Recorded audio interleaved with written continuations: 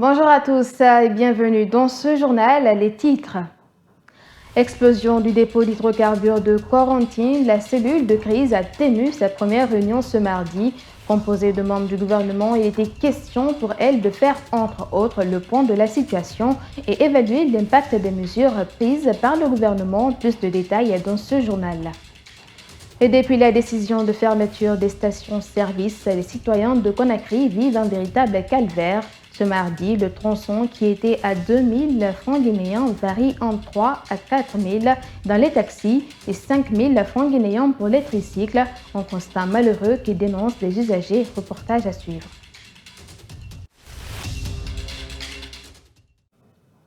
Comme annoncé en titre, la première réunion de la cellule de crise depuis l'explosion du dépôt d'hydrocarbures de Corentin s'est tenue ce mardi à Conakry, présidée par le Premier ministre chef du gouvernement avec la participation de la quasi-totalité des membres du gouvernement. Elle a permis de faire le point de la situation et évaluer l'impact des mesures prises, entre autres. Le ministre porte-parole du gouvernement a déclaré que le feu a été maîtrisé avant de saluer la bravoure de la protection civile. Suivez Ousmane Agawal Diallo.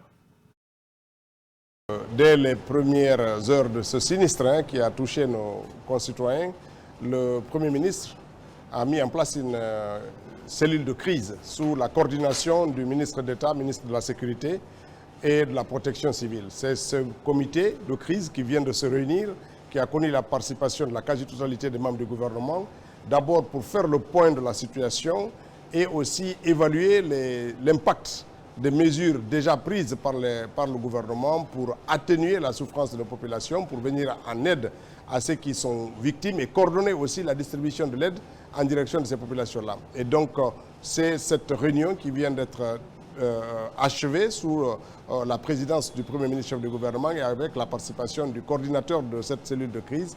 Et donc, c'est cette réunion que nous venons de terminer. D'abord, ça a permis de recueillir l'ensemble des données disponibles qui sont actuellement en train d'être compilées pour ensuite être communiquées dans la soirée lors de notre prochaine intervention sur cette sinistre. Et cette action très professionnelle des sapeurs-pompiers qui sont arrivés au bout du deuxième journée, à bout du feu. Aujourd'hui, on peut dire que le feu est complètement maîtrisé. Hier, il avait été circonscrit dans un périmètre connu. Cela a évité la propagation du feu. Aujourd'hui, il est maîtrisé. Il y a encore une fumée épaisse qui sort des lieux. Et les travaux sont en cours pour faire en sorte de dissiper cette fumée et de réduire et d'atténuer. Entre-temps, des mesures sanitaires sont annoncées. Il est vivement conseillé aux populations de Kaloum de mettre le masque pour se déplacer, pour éviter toute contamination au dioxyde de carbone. L'aide arrive de beaucoup de pays, la Côte d'Ivoire, le Sénégal, le Mali, la Sierra Leone, tous les pays voisins, les États-Unis, la France. Les Nations Unies sont tous mobilisés pour venir à nos côtés, pour apporter de l'aide, de l'assistance technique, de l'assistance scientifique pour nous aider à comprendre les raisons et les origines de ce sinistre, mais aussi de l'aide humanitaire pour venir en secours des populations qui sont victimes. Après l'incendie au dépôt d'hydrocarbures de Kaloum, les réactions des acteurs politiques s'enchaînent. Pour le coordinateur national de la Maison des associations et ONG de Guinée, les autorités doivent ouvrir rapidement des enquêtes pour situer les responsabilités. Il appelle par ailleurs le président de la transition à faire une communication pour rassurer les Guinéens sur ce qui s'est réellement passé par rapport à l'incendie. En Soubaï-le-Baldé.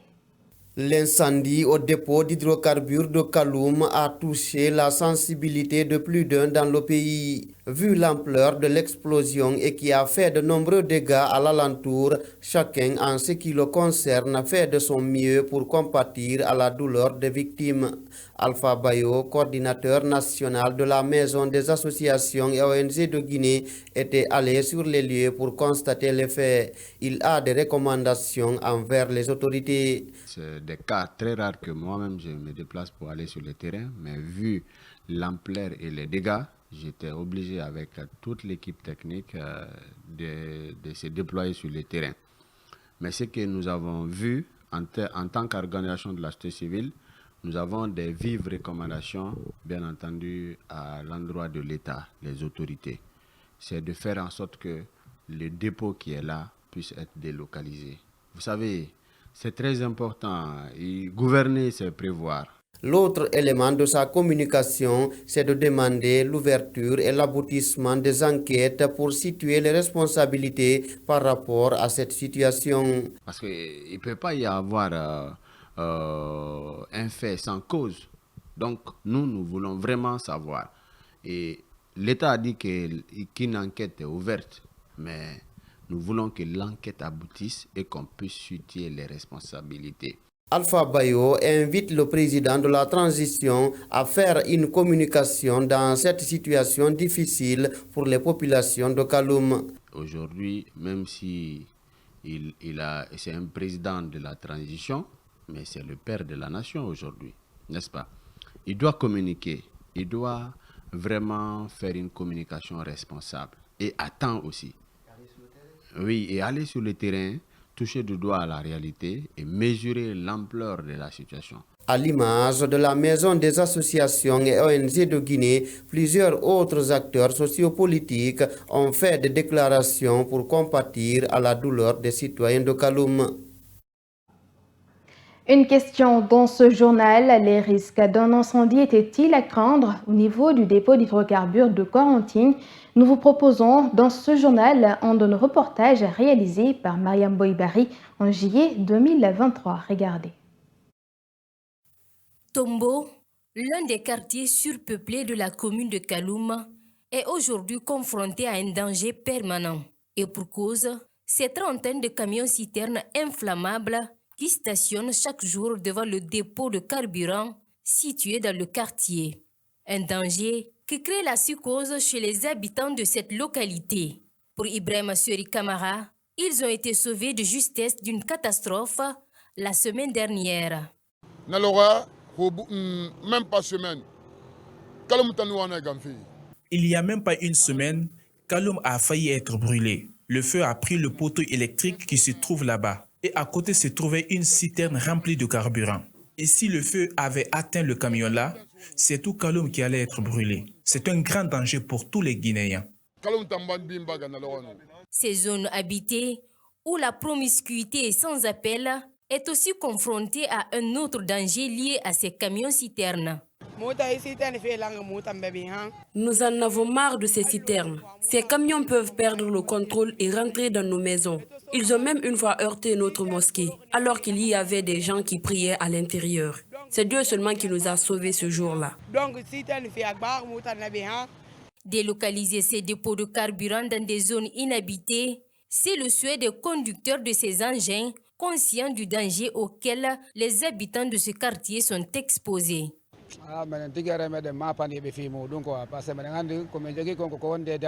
Nous savons que ces camions représentent un danger pour les populations. Ici, nous sommes à côté des maisons et si un camion explose, ça va faire beaucoup de dégâts.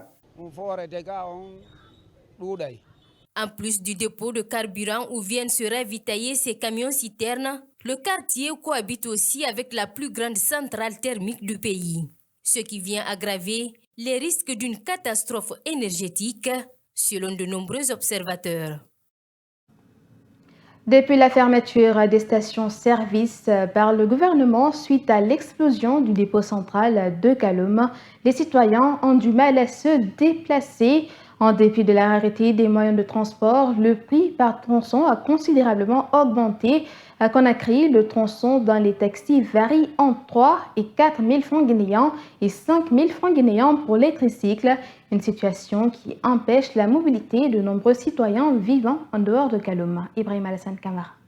Le malheur des uns fait le bonheur des autres à Conakry. Depuis hier, la circulation est difficile dans la capitale guinéenne. Pour cause, un litre d'essence est vendu par certains individus à un prix exorbitant. Ce qui s'est passé en ville, donc nous les taximans nous souffrons énormément. Parce qu'à l'air là, dans certains quartiers, il y a de ces personnes qui revendent le carburant à 40 000 le litre, certains même à 70 000 le litre. Cette situation a pour conséquence l'augmentation des prix de transport. Les conducteurs de taxi, chacun pour sa part, cherchent à profiter de la situation. Moi, c'est taxi moto que j'ai habitué de prendre. D'ici, Madina, j'ai habitué de payer 5 000. Ils sont dit, Madina, jusqu'au ici, 15 000. D'ici, là où je dois partir, ils sont dit, c'est 10 000. Mais j'ai dit non. Pour ces chauffeurs, ce sont des saboteurs qui vendent de l'essence à un prix élevé. Selon lui, des propriétaires des voitures personnelles sont à la base de cette hausse du prix de l'essence sur le marché. Il y a des hommes qui gardent leurs propres véhicules, on tire le carburant dedans, on vend avec un prix sûr. Ce n'est pas le vendeur de carburant, hein, c'est les saboteurs. Les hommes qui se débrouillent le marché noir là, c'est eux qui intendent de gâter l'air, non. Les vrais marchés noirs ne vendent pas le carburant cher avec la population. C'est des saboteurs. Que ce soit des motards, les personnels chauffeurs. On a pris même quelqu'un même dans un garage. On l'a envoyé un véhicule pour dépanner. Il tire le carburant dedans. Il vend cher avec des gens. Le gouvernement guinéen, dans un communiqué publié hier matin, a autorisé tous les travailleurs des secteurs publics et privés de rester chez eux. Dans le même registre, le ministre de la Justice et des Droits de l'Homme a promis de poursuivre en flagrant délit tout vendeur illicite de carburant. Alphonse Chalwright dit avoir instruit au procureur d'exécuter cette mesure dans l'immédiat. Des directeurs d'école, des délégués scolaires chargés de l'école élémentaire, des DPE, des DCE et IRE sont à Kindia au compte d'un atelier de formation pour le renforcement des capacités des encadreurs pédagogiques et des structures déconcentrées. Au même moment, d'autres sont à Farana dans le même cadre. C'est une initiative du ministère de l'Enseignement préuniversitaire et de l'Alphabétisation à travers son service national de la formation continue du personnel d'enseignement. Le lancement de cet atelier de formation de 4 jours s'est fait en présence de notre reporter Mamadou Tanoba. L'épanouissement des enseignants en environnement scolaire est un défi que se fixe le ministère de l'Enseignement préuniversitaire et de l'Alphabétisation. Pour atteindre cet objectif, le service national de la formation continue a lancé l'atelier de formation des formateurs en situation de classe à Kindia. Il s'agit notamment de 727 encadreurs pédagogiques, dont 112 directeurs d'école, 469 DSE et 146 cadres de la formation continue des DPE, DCE et IRE. Le directeur général adjoint du service national de la formation continue du personnel enseignant a rappelé les thématiques qui vont être abordées durant cette formation. Les différentes thématiques qui seront développées durant cette formation sont entre autres le rôle et la responsabilité des encadreurs pédagogiques de proximité. Je vais parler des directeurs d'école, des DSEE et les cadres des cellules de formation continue. La planification annuelle des activités du directeur d'école, du DSEE et des cadres de la formation continue. Le plan de gestion hebdomadaire des activités du directeur d'école, DSEE et cadres de la formation continue. La gestion quotidienne du temps de la directrice du directeur ou du DSEE. Et enfin, la compréhension et l'utilisation des outils de suivi pédagogique. Souleymane Sissavané, conseiller chargé des questions pédagogiques, a représenté le ministre Guillaume Awing à cet atelier de formation. Il a remercié les partenaires financiers et salué les participants pour leur sélection. Permettez-moi, au nom de Monsieur le ministre Guillaume Awing et le Premier ministre chef du gouvernement, de remercier très chaleureusement nos partenaires techniques et financiers pour l'accompagnement financier de cette rencontre. Je suis persuadé que cette assistance contribuera sans nul doute à l'amélioration de la qualité des enseignants-apprentissages. Les participants comme Alassane Diallo de la DPE de l'AB attendent beaucoup de cet atelier de formation. Ce que nous attendons de la formation, c'est qu'au finish, que nous soyons outillés par rapport au suivi, encadrement rapproché des enseignants en situation de classe et des directeurs d'école, de DSE, ainsi de suite. Ici à Kindia, ce sont les régions de l'Abbé, de Kindia, de Boké et de la zone spéciale de Conakry qui sont concernées par cette formation.